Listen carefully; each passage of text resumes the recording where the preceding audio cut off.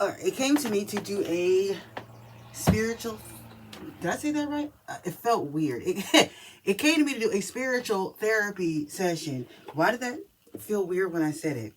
It could honestly be somebody needing to say something or speak about something, and it feels weird. Like, it's almost the energy of someone wanting to talk about how they feel about something, but it feels weird. Like, it's just awkward for this person to do so. So anyway, spirit, universe, divine, God, Ra, spirit guide, spirit team, archangels, guardian angels. What messages do you have for the collective this therapy session? Make me a clear channel in order to receive and relay these messages clearly and concisely for everyone to understand. Archangel Michael, place a hedge around me and the collective as I tap into this energy and do this reading. Keep all negative energy and entities out of my energy and out of this reading, and cause all monitoring spirits to go, get out of my face, blind and deaf. Ashe. This one lock keeps sitting itself right in front of my, I'm like, anyway, what are you? You wanted to stay on the table. This is the same card we had the last time I did a spiritual therapy session. It's symmetry, balance, and harmony. I'm not going to take it, but I'm going to keep it in mind. Okay, so that's actually really funny that it's literally at the bottom of the deck. Okay, so it's giving that someone is trying to find balance and harmony. Like, my mouth wanted to say seeking. Someone's seeking balance and harmony. Now, what I said about someone wanting to say something or speak about something, but it feels weird, like someone wanted to speak on their feelings or something like that, but it feels weird. This person, this energy I'm picking up on, they want to establish or find balance and harmony, but whatever this balance and harmony is that they want to establish, want to create, they literally have to, it's something they have to speak on, something they have to speak about, something they have to bring to the light, let be known, blinded, brash, thoughtless. Okay, so this is the thing that this person wants to speak about to bring balance and harmony is someone's behavior. It's how someone, it's someone's behavior. It's how someone has been treating this person. And whoever this is resonating with wants to speak about this,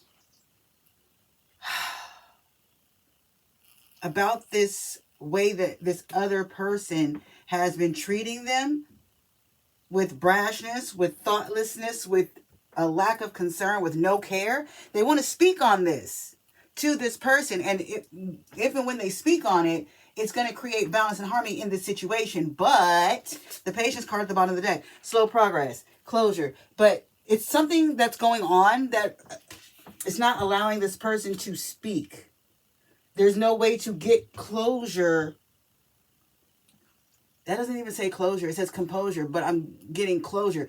Like, it's something that this person wants to speak on to get closure, to gain balance in this situation and harmony in the situation, but this person's not able to speak on it, or the idea of speaking on it with this person, it just feels weird, okay? Because this person is this person is like selfish, and I'm getting almost like, hold on. First of all, Siri, stop. Jesus. Yes. Sorry, guys. It's giving this person that they want to talk to is very selfish, very self-centered, tunnel vision. So they only give a fuck about themselves. Okay? So it's hard for this person to speak to this person about how they treat them, because this person is very blinded to their own bullshit. This person literally can't smell their own bullshit. Okay? So that's why it's slow progress, because this person literally doesn't have the ability to speak on whatever this is with this person. And if they did have the ability, it would be awkward. It would be weird.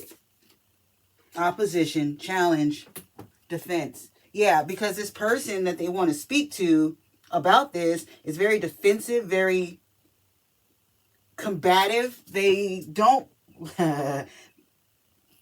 this person doesn't like to take accountability for their actions. So addressing this person's actions is going to cause some issues.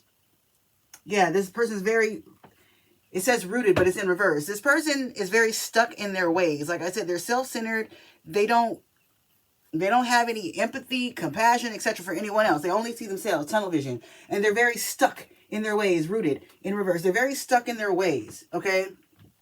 But also this person is very ungrounded in their energy as well. What is this card? What does that say?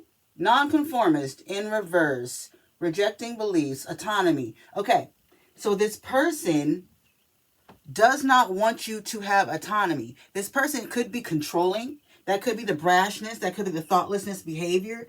This person is giving narcissist. I'm just going to say that. It's giving narcissist. Self-centered, set in their ways, thoughtless, brash, like combative, can't take accountability, defensive. This is literally giving narcissist. Someone's dealing with a narcissist. Okay. And you want to speak about how this narcissist treats you to this narcissist, but it's damn near impossible because they're a fucking narcissist. Okay? Anyone that's dealt with a narcissist knows how it is trying to talk to a narcissist. There's no point in talking to a narcissist. You just shut the fuck up and starve them from any conversation, any energy, anything. Okay, so yeah, nonconformist, rejecting beliefs, autonomy, and it's in reverse. This person does not or did not want you to have autonomy. This person is very controlling. This person, I'm getting dogmatic. This person is like a dictator in someone's life. This could be a parental figure. This could be a family member. This could be a husband, a wife, a lover. Take it how it resonates. But yeah, that's what this energy is. The balance and harmony would come if you could talk to this person about how the fuck they treat you, but it's pointless. Awakening, insight, new mindset. You realize it's pointless. You've had an epiphany, an awakening about this person's behavior. You've had an epiphany that you are actually dealing with a narcissist. You may have like just recently found out exactly what a narcissist is or what narcissistic tendencies are or how narcissism works. You may have just found out this information and you're realizing that this person is in fact and indeed a narcissist. Awakening, okay? You've had a realization. And in this realization, you've had a new perspective. And that's why you're wanting to talk to this person about what this is. But you also know from what you've learned and how you've been dealing with this person that is damn near an impossibility. So how do you achieve this balance and harmony when it requires you speaking to this person about their behavior? How would one be able to gain balance and harmony in the situation, Spirit? Ooh. On this card, the blinded card, there is a raven sitting atop of a skull, and the raven has plucked out the eye on the right hand side of the skull. And when I saw that, I heard, if your right eye offends you, pluck it out. I think that's what it says in the Bible somewhere. If your right eye offends you, pluck it out. Okay, so how do you achieve balance and harmony in this situation with this person when you cannot talk to this person? You cut that bitch off.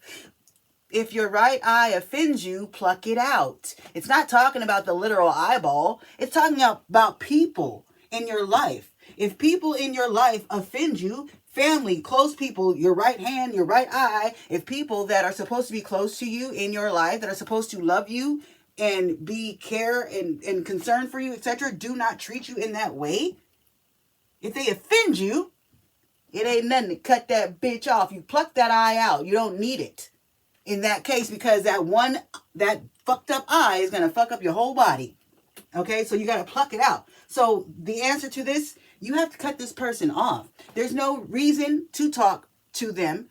There's no point in talking. Like I said, they're a narcissist. You cannot reason.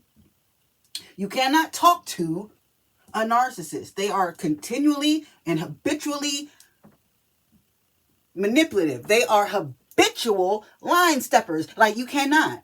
The only way to deal with them is to cut them the fuck off. Now,